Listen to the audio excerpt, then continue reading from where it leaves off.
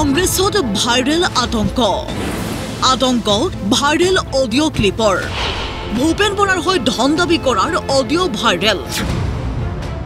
হাতীগাঁও থানাত গোচৰ ৰুজু কংগ্ৰেছৰ দুদিন পূৰ্বে এটি ভাইৰেল অডিঅ' ক্লিপৰ বিৰুদ্ধে হাতীগাঁও আৰক্ষী থানাত গোচৰ ৰুজু কৰিছিল প্ৰদেশ মহিলা কংগ্ৰেছৰ সভানেত্ৰী মীৰা বৰঠাকুৰে এইবাৰ ভূপেন বৰাৰ হৈ গোচৰ ৰুজু প্ৰদেশ কংগ্ৰেছৰ প্ৰশাসনিক সাধাৰণ সম্পাদক ৰামন্না বৰুৱাৰ পিছে কি আছে এই অডিঅ' ক্লিপত শুনক দুজন অচিনাক্ত লোকৰ মাজত হোৱা সেই টেলিফোনিক বাৰ্তালাপ এই মানে দাদাই পইচাটো দিব দিছে দাদা মানে ভূপেন দাদা দাদা হয় দাদা মানে পেমেন্টটো কৰিব লাগিব মানে কথাটো হ'ল এইকেইটা আমাৰ চাপ্লাই বহুত বৰ বেয়া চলি আছে মই দি দিম দিয়ক এই ইলেকশ্যনৰ আগে মই গোটেই পেমেণ্ট কৰি দি দিম চাওক দাদা মই কথাখিনি বুজিছো কিন্তু দাদাই মোক একেবাৰে একদম ষ্ট্ৰিক্টলি কৈ দিছে বিহুৰ আগত গোটেইখিনি পেমেণ্ট মানে ক্লিয়াৰ কৰিব দিছে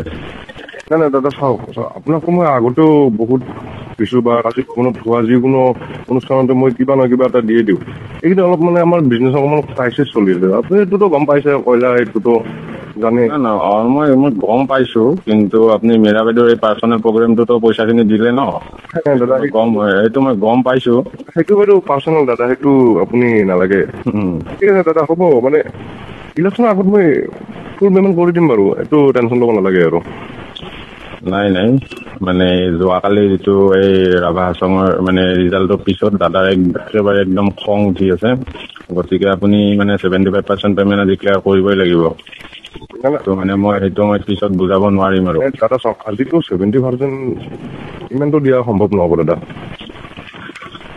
তেতিয়াহ'লে আৰু উপায় নাই তেতিয়াহ'লে আৰু প্ৰেছ মিট মাতি পিনে আপোনাৰ নামটো মই এক্সপ'জ কৰিব মানে হয় অডিঅ' ক্লিপত নাম লৈছে মীৰা বৰঠাকুৰ আৰু ভূপেন বৰাৰ ইয়াৰ পিছতে ফেচবুক যোগে ভূপেন বৰাৰ প্ৰতিক্ৰিয়া এতিয়া AI যুগ আৰ্টিফিচিয়েল ইণ্টেলিজেন্সৰ যুগ গতিকে এইটো সঁচা নে মিছা মই নাজানো কিন্তু এই বিষয়বিলাকৰ লগত কোনোদিনেই জড়িত হোৱাৰ কোনো প্ৰশ্ন নাহে গতিকে পুলিচে যাতে এই কথোপকথনত জড়িত ব্যক্তি দুজনক বিচাৰি উলিয়ায় আৰু সঁচি যিটো কথা সেইটো প্ৰমাণ কৰক এই বিষয়টো পুলিচে তদন্ত কৰি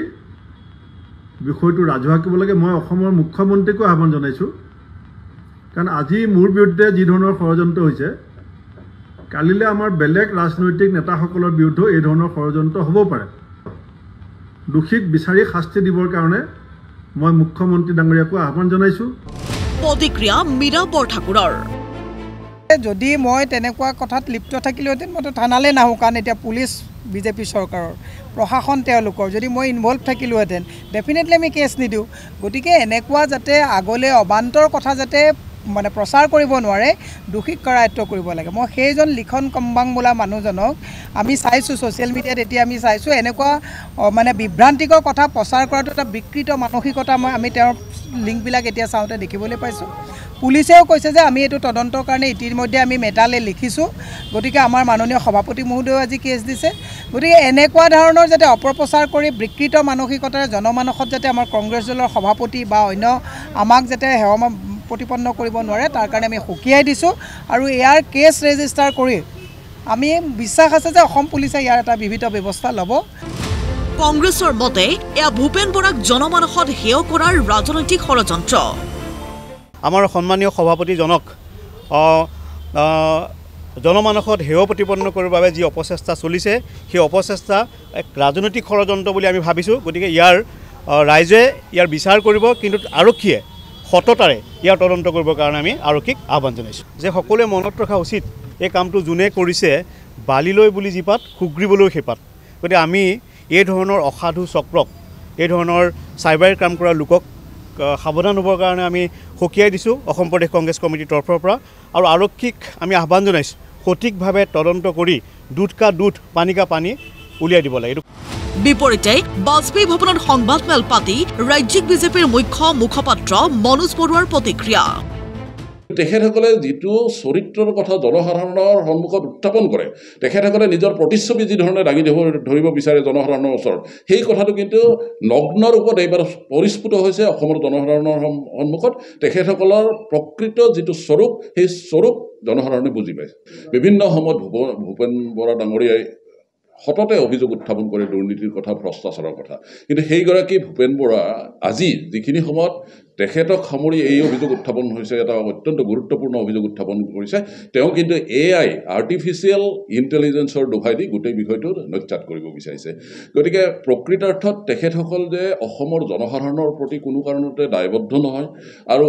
শাসক পক্ষক তেখেতসকলে কেৱল মাত্ৰ ক্ষমতাৰ স্বাৰ্থতহে যে আক্ৰমণ কৰে, এই কথাটো স্পষ্ট ৰূপত প্ৰতিপন্ন হৈছে। পিছে প্ৰকৃত সত্য কি? এই অডিঅ' ক্লিপ আচল নে নকল? সকলো পোহৰে আহিব আৰক্ষীৰ তদন্তত। ভিডিঅ' জাৰ্নেলিষ্ট হেমন্ত শৰ্মাৰ সহযোগত অমৰেন্দ্ৰ ডেকাৰ ৰিপৰ্ট, প্ৰতিদিন টাইম।